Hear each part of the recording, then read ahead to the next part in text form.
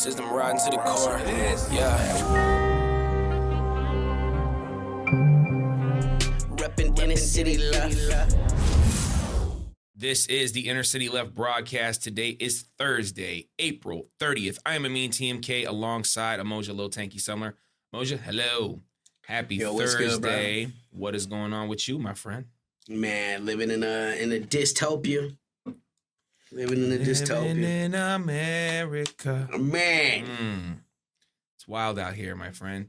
What's that shit? We didn't start the fire. You a goddamn liar. Y'all know you started the fire. You still starting fires. Yeah, it's like the fires are now just raging infernos. They weren't always burning.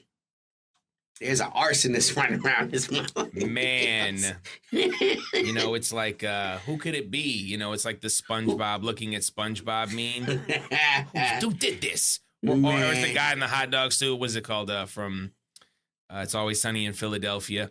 We're all trying to find who did this. Yeah. We're going to get to the bottom of it. Yeah, we're going to get to the bottom of it. We're going to investigate ourselves. You know, we love the Sahel states, man. We love the Sahel. We love that. Look, this is what you have to do if you want your country to have true independence, okay? You have to remove the Western puppet apparatus from your country. All right, Mali, we know they were one of those originals. They were turned up, and they've stepped away from the West and entered into the Sahel states. And, you know, we have to think that at some point, France, the West, you know, they don't like that because a lot of those resources that you need, that lovely gold, that lovely, you know, the rare earths, that lovely, uranium that's out there, getting it for cheap, getting it on the low. How about this right here? Russia foiling a coup in Mali, 2,500 attackers killed.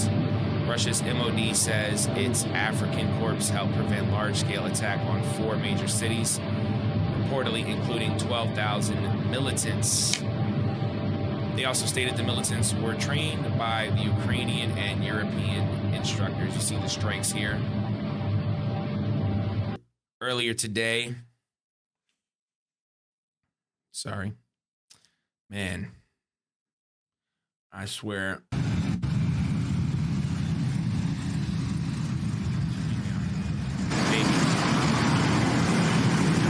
France was fully propagandizing months ago that Mali was going to fall to Al-Qaeda. The hope is that would lead to intervention and destroy the anti-imperialist alliance of Sahel states.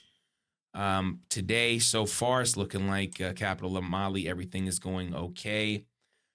What do you know about this attack on Mali? And, you know, where are we at in terms of, you know, their integrity in terms of their original government?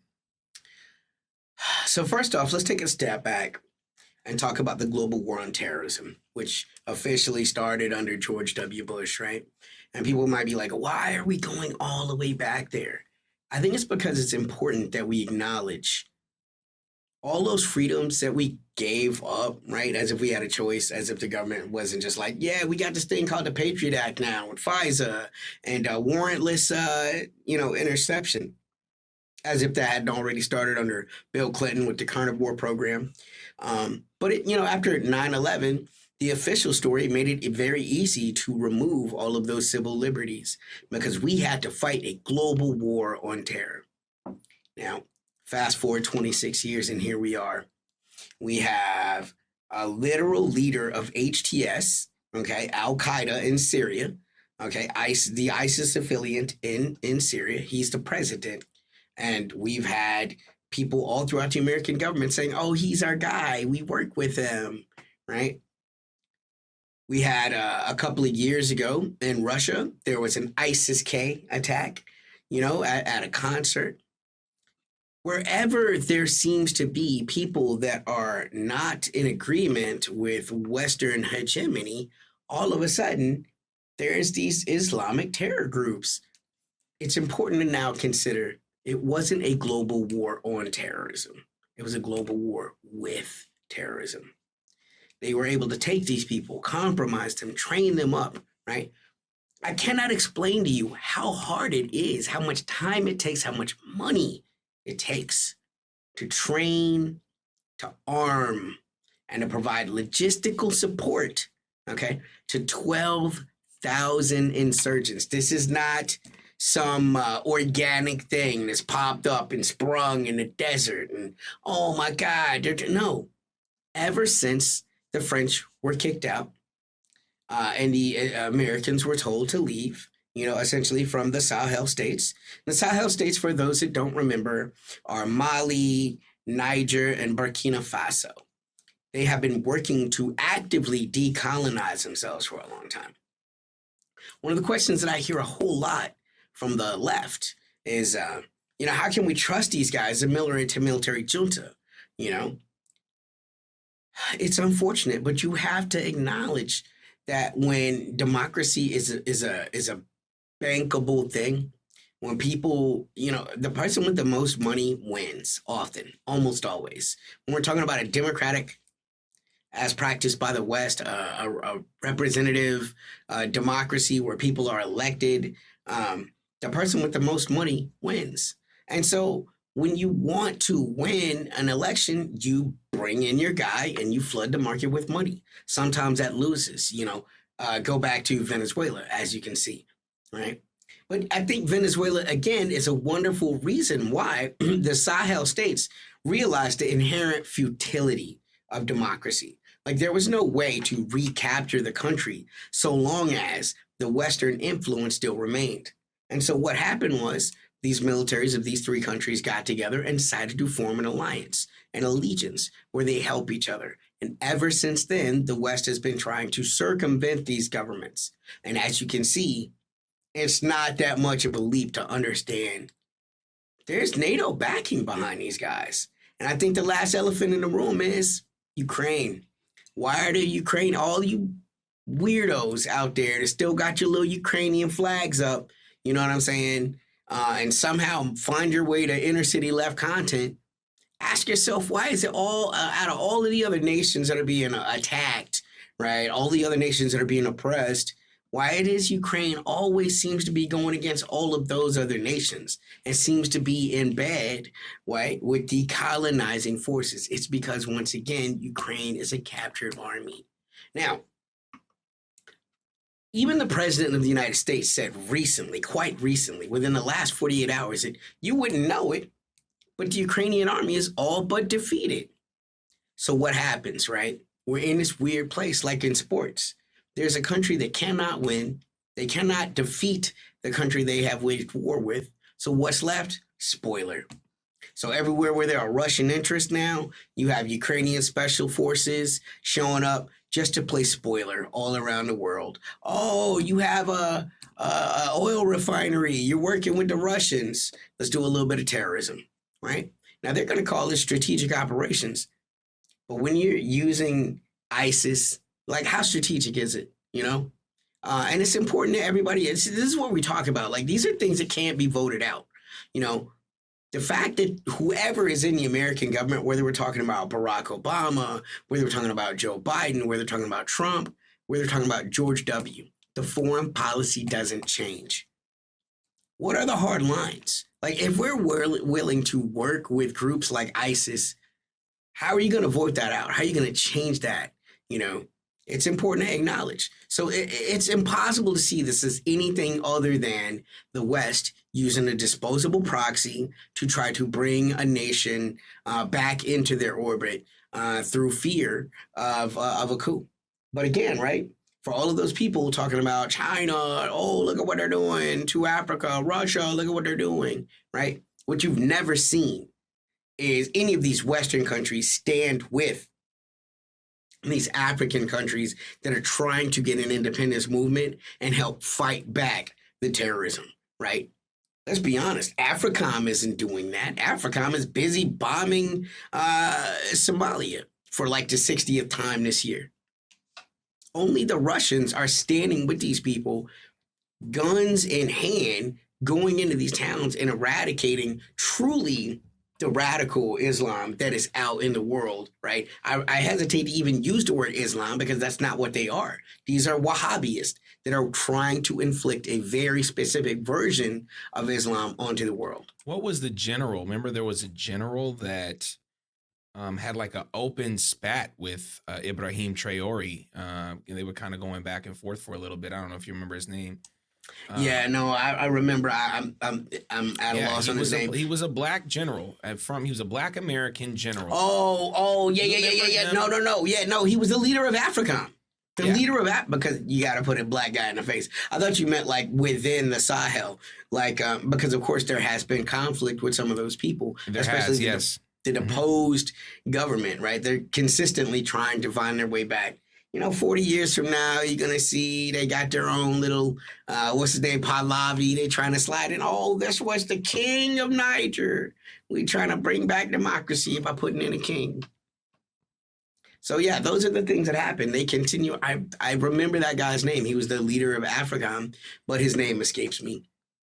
Hell, I'd be shocked if he even still has a job, especially as powerful as a leader of AFRICOM under the Pete Hegseth administration, because it ain't a lot of black men, it ain't a lot of women in very high positions of power in that military anymore. Yeah, and they just fired one of the top people on their the top women in sort of the military space.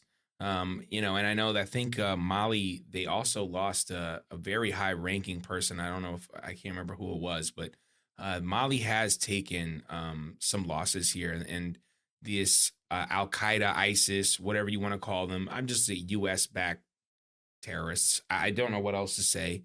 That's just sort of, where my mind is here, taking over major swaths of land in Mali. So that situation obviously is still fluid, but like you said, those three countries, Niger, Burkina Faso, and of course Mali that we're talking about now, they are going to be facing major Castro-like coup numbers, because that is just a region that is just very strategically important, and the United States can't give up any more ground. And again, like you said, we talked a little bit about this when it comes to Myanmar, and I know that there's a lot of conflicting discussions on a place like Myanmar, and you mentioned the military junta, or whatever it may be that they call. I mean, let's not forget that Thomas Sankara was wearing a military outfit as well, and that's sort of unfortunately in Castro. You can just name you can keep going and keep going. When you remove a Western puppet from power, it's kind of like when you're trying to keep mice out of your house. You can do a good job and keep them away for a year or two, but they're persistent, they're consistent, they're always nibbling a little bit. And that's kind of like how the United States government is. Oh, didn't work now, let's try it again in a year. Oh, didn't work now, let's try it again in 18 months. And these countries that are, like you said, decolonizing, stepping away from the West and stepping away from the coupling with France or Belgium or Germany or even the United States, they can't abide that, because they're already struggling. Europe is already struggling. France already struggling, and it's very difficult for them to lose these countries that they've been exploiting for decades and decades now. Let's take a step, because we've been talking a lot about Ukraine, and I mentioned this last week where there was talk of the Ukrainians, and I think they were also working with the Americans in Libya, shooting at a Russian tanker, I believe, or it was a cargo ship, one of the two. And like you said, the idea that the Ukrainian soldiers, they're all over the place, man. And Africa is so destabilized, especially the war in Sudan right now. They're so destabilized that they can just run amok there, and that's what they've been doing. But guess what? It's okay, because we are going to give Zelensky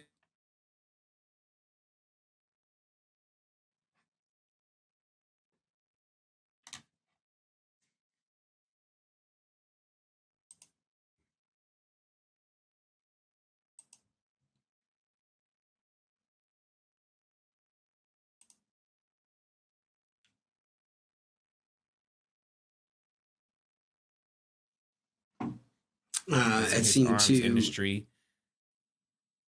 Hmm. Okay, I'm sorry. Yeah. So, by the way, that person was Michael Langley. He was a four-star general, and he apologized for his statement afterwards. But yeah, he was a Marine. Um, these people continue to do these things. Another person that comes to my mind, a very powerful person, was, and we talk about him a lot, the last Secretary of Defense, Austin Lloyd, right? What Zelensky is doing right now is literally what Austin Lloyd, the advice he gave him 2 years ago, where then Zelensky went behind his back, tried to get this guy fired, and that's when we had this big war between the Secretary of State, right, and the Secretary of Defense, where the Secretary of Defense is saying, I understand the objectives you're trying to accomplish, but the reality is they're not accomplishable with Tomahawks. You would do more damage to just use drones, keep the drone war going, and they made like, oh, he don't know what he's talking about. But look at where they're having their greatest successes now.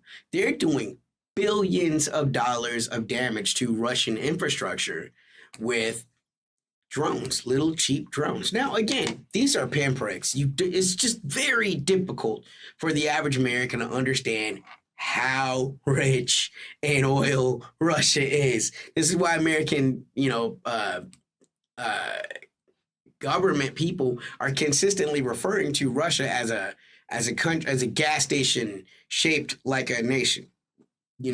So its losses of billions of dollars, but at the same time, it's not going to change the overall impact of the war. So yeah, the EU just gave Zelensky another 90 billion. Okay, given this to the third largest importer, okay, of Rolls Royces in the world. Is it? You know what I'm saying? It seemed like they doing good. If Ukraine right now in the middle of the war is the third largest importer of Rolls Royces, why do they need another 90 billion? Right? So they're like, yeah, 2/3 of this money is going to go to subsidizing the arms industry. But then the Ukrainians are sad. I mean, this whole thing is a grift. Like Zelensky understands it's not possible for him militarily to win. And that's not the point. They're willing to sacrifice their country because that's what's going to continue. If they continue on this path, Russia will be forced to decimate Ukraine with a level of force they have not yet demonstrated. It's right there, and that's what you're courting, right? These are the kind of leaders that the West want. While they try to portray this guy as the leader of the free world, like was in the New York Times last week, this is a man that hasn't had an election since Trump was the president the first time. How is that a leader of the free world? This is a man that's grabbing Ukrainians off the street and forcing them into the military. This is a man that is breaking his country demographically because as long as he can get this money and hurt Russia, he's willing to sacrifice to the point where even Putin says, I guess Zelensky's willing to fight to the last Ukrainian.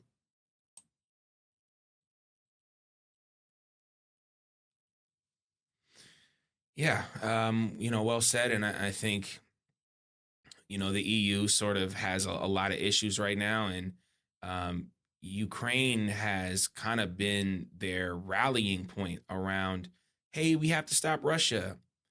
I don't know if you know about this. King of England, King Charles, came to Washington, D.C., met with a couple conservative Republican leaders, as well as Democratic Mayor Muriel Bowser, my arch nemesis. He got up there and he was like, hey, we need to, the United States and the UK, they've been working together for a long time. We're good old buddies. We've been stopping bad things from happening for hundreds of years. And we want to, again, strengthen those ties as we go up against Russia and come together to fight Russia. And a couple Democrats in there, just at the No Kings rally, standing and applauding for King Charles, as he pretty much just got up there and was talking about, generic war, things of that nature. So again, the priorities of the West, while they're already in a war that they're in over their heads on, in it on, and there another war that really Ukraine is already lost. And like you said, they're just playing spoiler and they're just trying to cause as much havoc as they can around the world. There is no step back. There is no pause moment. It's just continuing to move forward. And that just says to me that they're okay with whatever the fallout is, whatever the economic fallout is, whatever the military fallout is. It doesn't matter to them because they are just trying to destabilize the world as much as possible because maybe that is going to allow them to compete with China if they can just destabilize it enough. Last thing, Foreign Minister Arichi and President Putin met the other day. Any thoughts on that meeting? I don't know what much has come out of it, but Foreign Minister of Iran meeting with Putin. What does that mean, and what can we kind of glean from that? I gotta say, these are the ways where actually Iran continues to surprise me, and perhaps unpleasantly so, right? Russia is, for all of the strength of Russia is literally at the limits of what it can do militarily. Production-wise, they're not a superpower.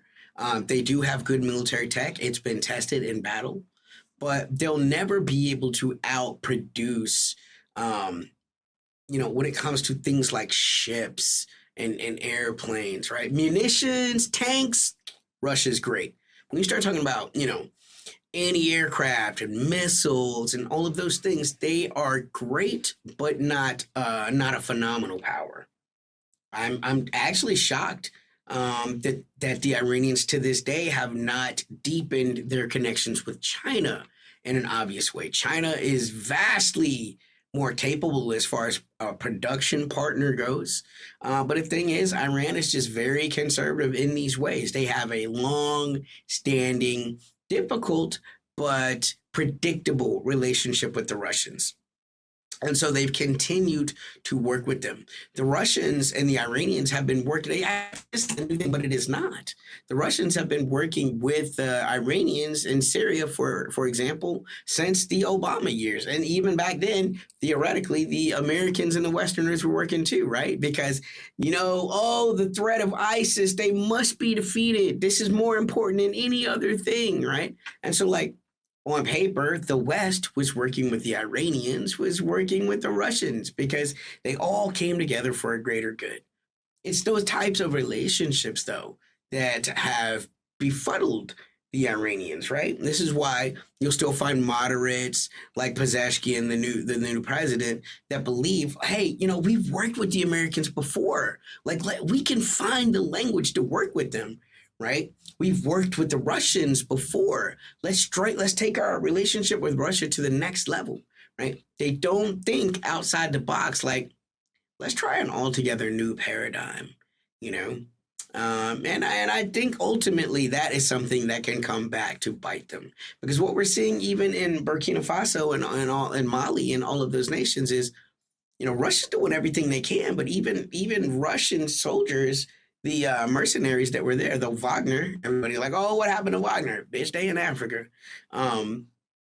They had to retreat temporarily to reassess their strength, and to, get their logistics lines and then make their push, and who knows, maybe the Chinese wouldn't be able to do any better. It's just shocking to me, Now, as to the statement you made earlier, the no kings, I find that fascinating, right? Because, Charles is using this language of Article 5 and such. There's no NATO nation that's been attacked, and this is the thing I need to say for everyone that watches this show. Get your feelings out of the way you analyze the world. Look, you don't have to like Russia. I'm not here to tell you to like any country. But there are certain objective, realistic facts. They cannot change. They just cannot change. One of those facts, Russia is the largest nuclear power in the world. They're one of the preeminent hypersonic missile delivery countries in the world. Whereas Americans are trying to get experimental hypersonic Dark Eagle missiles out into the Iranian theater, the Russians have been implementing hypersonic weapons since the beginning of this conflict. Weapons like the Orishnik, weapons like the Budivishnik, right? All of which can be made nuclear. Weapons that we haven't seen like Shaitan, right? Like Sarmak, right? Like, if you don't know what these weapons are, I highly suggest you look them up because, that's a deep dive in and of itself.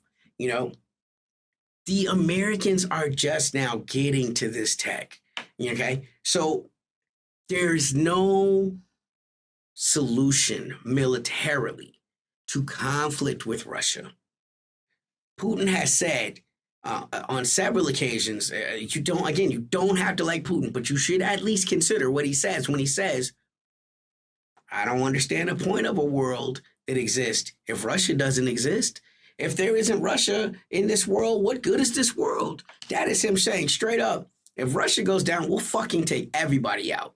You know what I'm saying? Nothing about Ukraine is worth risking thermonuclear annihilation on a global level. That is what you risk when you risk open conflict with Russia. The same thing you risk, by the way, when you go to war with the Americans. Most countries are smart enough to understand, hey, don't fuck with them. Don't fuck with the Americans because they can nuke us.